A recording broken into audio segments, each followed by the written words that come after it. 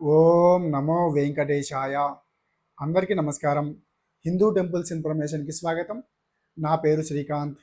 ఈ వీడియోలో ప్రస్తుతం ఎలాంటి దర్శనం టికెట్ లేకుండా నేరుగా కొండపైకి వెళ్ళి స్వామివారిని దర్శనం చేసుకోవాలనుకునే శ్రీవారి భక్తులకు దర్శనానికి ఎంత సమయం పడుతుంది, అదేవిధంగా కొండ కింద తిరుపతిలో ఇచ్చే ఎస్ఎస్డి టైం స్లాట్ సర్వదర్శన్ టోకెన్స్ను మరియు శ్రీవారి మెట్టు మార్గంలో వెళ్ళే వారి కోసం ప్రత్యేకంగా ఇచ్చే దివ్య దర్శన్ టోకెన్స్ను ప్రస్తుతం ఎక్కడ ఇస్తున్నారు, ఏ సమయంలో ఇస్తున్నారు, అదేవిధంగా ఏ సమయానికి మనం తిరుపతి చేరుకుంటే ఈ సర్వదర్శన టోకెన్స్ అనేవి పొందవచ్చు అనేది ఈ వీడియోలో వివరించే ప్రయత్నం చేస్తున్నాను.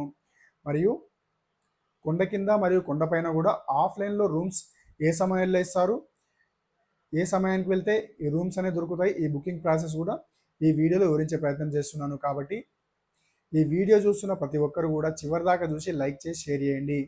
అదేవిధంగా తిరుమల తిరుపతి తాజా సమాచారం అందించే ప్రయత్నం చేస్తున్న మన హిందూ టెంపుల్స్ ఇన్ఫర్మేషన్ ఛానల్ని సబ్స్క్రైబ్ చేసుకొని సపోర్ట్ చేయండి.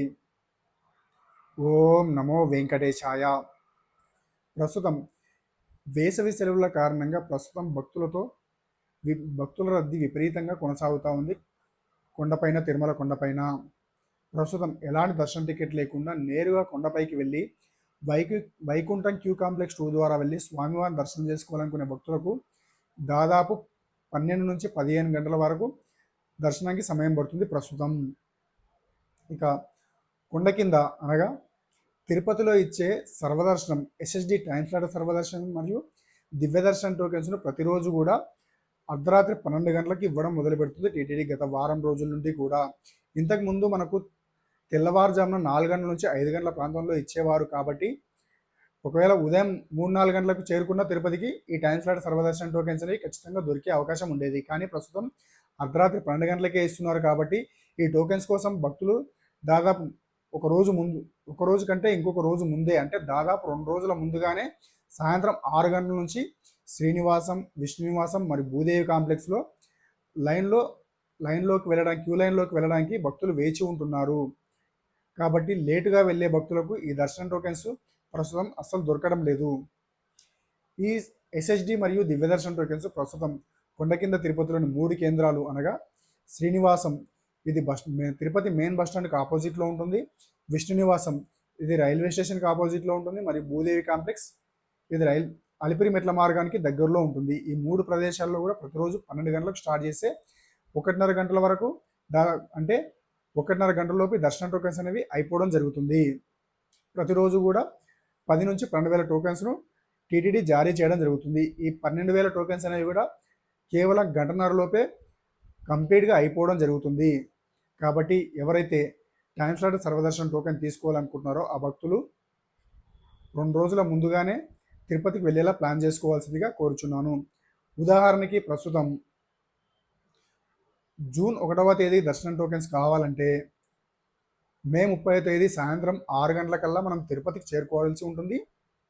ఈ టోకెన్స్ను మే 31వ తేదీ అర్ధరాత్రి 12 గంటలు, అంటే ఉదయం 12 గంటలకు ఈ టోకెన్స్ జారీ చేయడం జరుగుతుంది. కాబట్టి ఎవరైతే జూన్ 1వ తేదీ కావాలనుకుంటున్నారో ఈ టోకెన్స్ను మే 30వ తేదీ సాయంత్రం వరకు తిరుపతికి చేరుకోవాల్సి ఉంటుంది.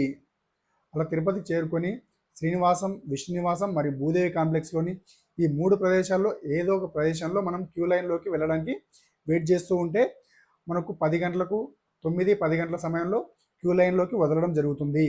ఈ టోకెన్స్ను మనకు డేట్ మారినాక కనుక 31వ తేదీ 12 గంటలకు ఈ టోకెన్స్ అనేవి జారీ చేయడం జరుగుతుంది. ఈ టోకెన్స్ అనేవి మనకు కేవలం 1:30 గంటలలోపే కంప్లీట్గా అయిపోవడం జరుగుతుంది.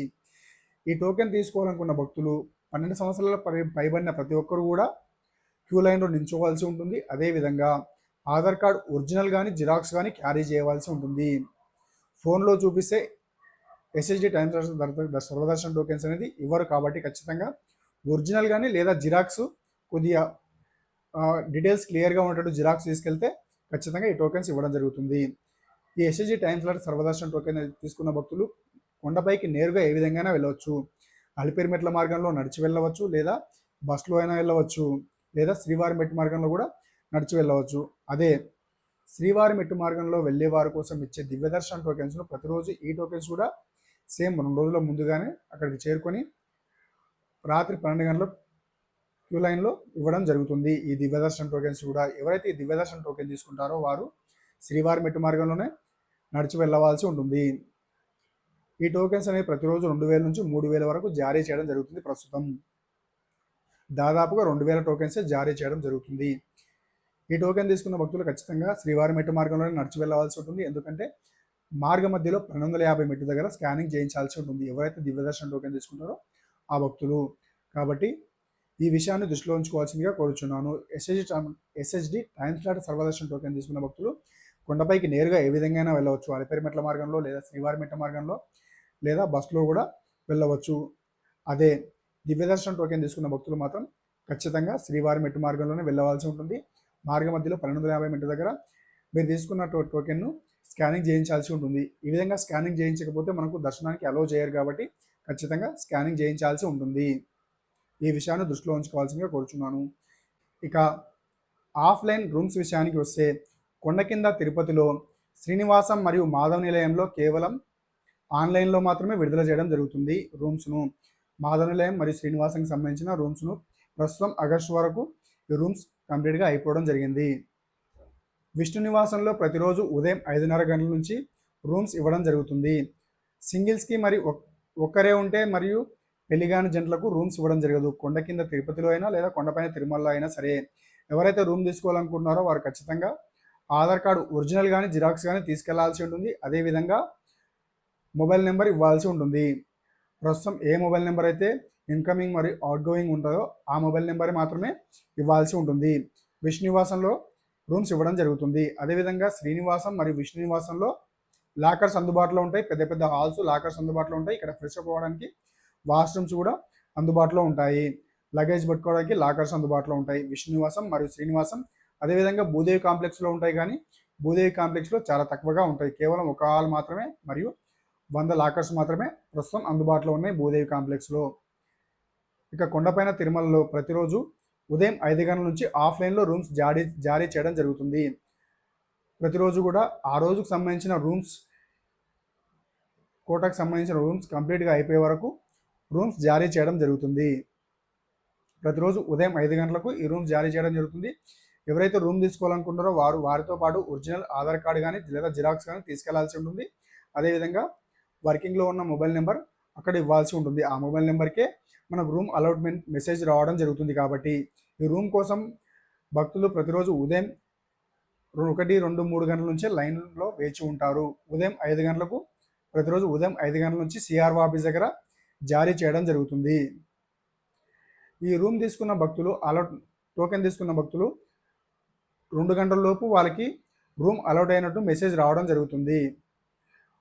ఒకవేళ మెసేజ్ రాకపోతే మనకు అక్కడ ఎల్ఈడి స్క్రీన్స్ పైన ప్రస్తుతం ఏ నెంబర్కి సంబంధించిన రూమ్స్ అలౌట్ అయిందో అక్కడ చూపించడం జరుగుతుంది. కాబట్టి ఒకవేళ మీకు సంబంధించిన నెంబర్ వచ్చేసే సిఆర్ఓ ఆఫీస్ ఆపోజిట్లో ఉన్న ఏఆర్పి కౌంటర్లో స్కానింగ్ మిషన్లు ఉంటాయి. ఆ మిషన్ దగ్గరికి వెళ్ళి మీకు ఇచ్చిన టోకెన్ను అందులో స్కాన్ చేసే రూమ్ ఎక్కడ అలౌట్ అయిందో అక్కడ చూపించడం జరుగుతుంది. కాబట్టి చూసుకొని మీరు ఎక్కడ రూమ్ అలౌట్ అయిందో అక్కడికి వెళ్ళాల్సి ఉంటుంది.